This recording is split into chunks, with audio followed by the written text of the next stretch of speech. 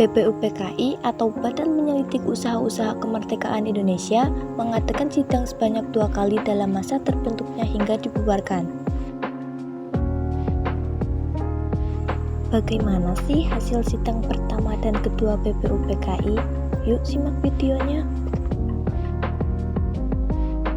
Sidang BPUPKI yang pertama berlangsung pada 29 Mei hingga 1 Juni 1945, yaitu membahas tentang dasar negara Indonesia.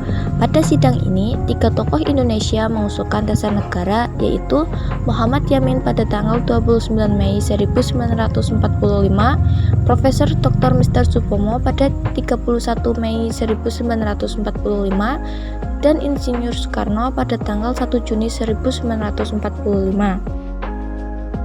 Rumusan konstitusi usulan Muhammad Yamin secara tertulis yaitu 1. Ketuhanan yang Maha Esa, 2. Persatuan kebangsaan Indonesia, 3. Rasa kemanusiaan yang adil dan beradab, 4. Kerakyatan yang dipimpin oleh hikmat kebijaksanaan dalam permusyawaratan perwakilan, dan yang kelima keadilan sosial bagi seluruh rakyat Indonesia. 5 usulan dasar negara dari Mr. Supomo yaitu 1. Persatuan, 2. Kekeluargaan, 3. Keseimbangan lahir dan batin, 4. Musyawarah, dan yang kelima keadilan sosial. Rumusan dasar negara oleh Insinyur Soekarno yaitu 1. Kebangsaan Indonesia, 2. Internasionalisme atau peri kemanusiaan, 3. Mufakat atau demokrasi, 4. Kesejahteraan sosial, dan yang kelima ketuhanan yang Maha Esa. Sebelum sidang yang kedua dilaksanakan, BPUPKI membentuk kepanitiaan kecil yang beranggotakan 9 orang yang disebut Panitia 9. Panitia 9 dibentuk untuk merumuskan kembali hasil sidang BPUPKI yang pertama berupa sumbangan-sumbangan pemikiran para pembicara.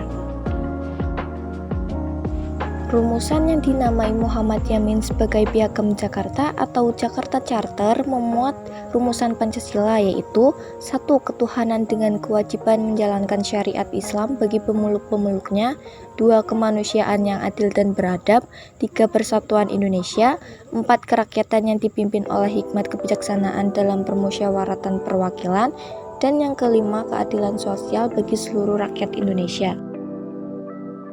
Sidang BPUPKI yang kedua berlangsung pada 10 hingga 17 Juli 1945, yaitu menghasilkan rumusan dasar negara dan rancangan undang-undang dasar. Pada sidang ini dibentuk panitia perancang undang-undang dasar. Panitia ini menyetujui rancangan preambul, yaitu Piagam Jakarta yang sudah ditandatangani pada tanggal 22 Juli 1945. Panitia ini juga membentuk panitia kecil pada tanggal 11 Juli 1945 yang bertugas menyempurnakan dan menyusun kembali rancangan undang-undang dasar yang sudah disepakati. Pada 13 Juli 1945, panitia perancang undang-undang dasar membahas hasil kerja panitia kecil atau panitia 9. Panitia perancang Undang-Undang Dasar dari BPUPKI pada 14 Juli 1945 melaporkan hasil kerja berupa rancangan Pernyataan Indonesia Merdeka atau Declaration of Independence. Pernyataan Indonesia Merdeka diambil dari 3 alinea pertama Piagam Jakarta. Lalu, dihasilkan juga rancangan pembukaan Undang-Undang Dasar yang konsepnya diambil dari alinea keempat Piagam Jakarta yang memuat dasar negara. Perbedaannya terletak pada kalimat ketuhanan dengan menjalankan syariat Islam bagi pemeluk-pemeluknya diganti menjadi ketuhanan yang Maha Esa. Perubahan ini disebabkan karena bangsa Indonesia memeluk agama yang beragam. Perumusan dasar negara pun berakhir di sidang BPUPKI yang kedua.